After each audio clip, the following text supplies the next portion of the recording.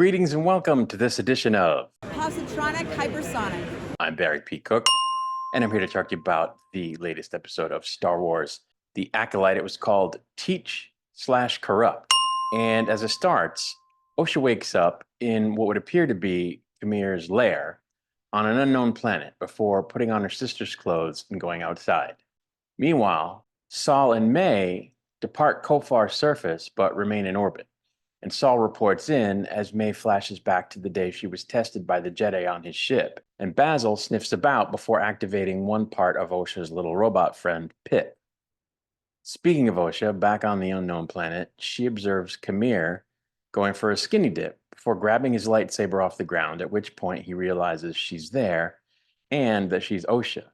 She asks him why he didn't kill her and whether or not he killed her sister and Saul, but she asks about Saul first, prompting Kamir to note that the relationship between a master and their pupil is special. On his ship, Saul tells May he's going to tell the High Council everything, and May is confronted, kind of, by Basil and Pip. Kamir tells Osha he was once a Jedi and that there are ways to access the Force that the Jedi don't teach, and Osha recognizes them as the path to the dark side. And then after he confronts her about having been unsuccessful at becoming a Jedi, she ignites his lightsaber and pins him up against a rock, but then lets him go after he tells her that he lost everything just like her and that it freed him. Back on Saul's ship, Saul questions why he didn't realize who Kamir was when they first met, and May asks him if he's told her everything that happened on Brendok, which is weird because if she doesn't know what happened on Brendok, then why did she kill 3 Jedi and why does she want to kill him? Just after this, Saul realizes who she actually is and stuns her.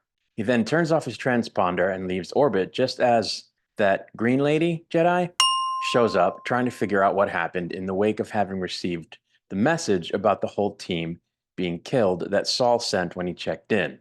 The green lady and a couple of other Jedi find all the dead Jedi's bodies in the woods, and she seems to sense what happened through the Force, before using a lightsaber whip to take out a couple of those flying bug things before they can attack. While that's happening, her assistant speculates that maybe Saul was responsible for the deaths because he can't imagine who else could have done it.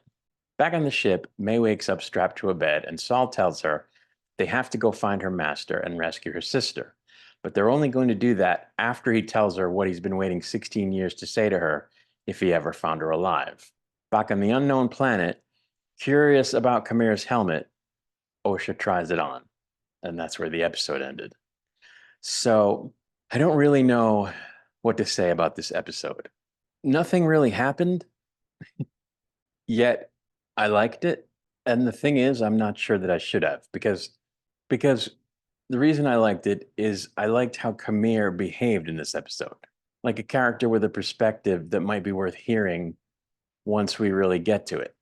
And that's fine that I like that, except why is he such a bastard otherwise? Like, he seems like a normal person in this with a not unreasonable way of looking at things and as a person with wisdom, whereas his fake merchant character didn't seem like that at all. And obviously his Sith persona is like totally evil, or at least came off that way up to this point, and is a killer, which doesn't like comport with the type of even-tempered person that he is in this episode. So it was very strange, but I liked this episode as an encapsulated thing by itself, mostly for that reason. I liked the juxtaposition of May and Osha, where they're getting to see the perspective of the person that they're opposed to in a sort of behind the scenes way without any filter that would probably have been engaged if the other person knew they weren't the sister they thought they were right from the beginning. Because I think it's going to inform those characters' behavior going forward one way or another. And that's a cool development. And, you know, I continue to want to know who Kamir is. Why is he the way he is? What happened with the witches? How did May survive? How did she end up with Kamir? How did he keep his identity a secret from her? So I find that I'm still liking this show. Not loving it, liking it. I'm finding that it's okay. And I thought this was another okay episode with some things in it that on the surface strike me as not making sense, but I don't find this show to be anywhere near as dumb as Obi-Wan Kenobi. The majority of Obi-Wan Kenobi. That show was dumb in the most part. And I don't find this to be like that. But, that's really all there is to say about it. There wasn't anything terribly deep that happened in this episode. There wasn't any great action. There wasn't, anything really horrible about it. It was just mediocre like the rest of the series so far. And there are 2 episodes left. So we won't have too long now to wait to see where everything goes. I can't imagine they're going to wrap it all up in like another hour and 15 minutes between the 2 episodes. I also don't imagine they're going to get a second season. So it's going to be weird to see what happens. But anyway, I'm going to get out of here for now. I will be back to do a breakdown and review of the next episode once it's released. Until I return, may the force be with you.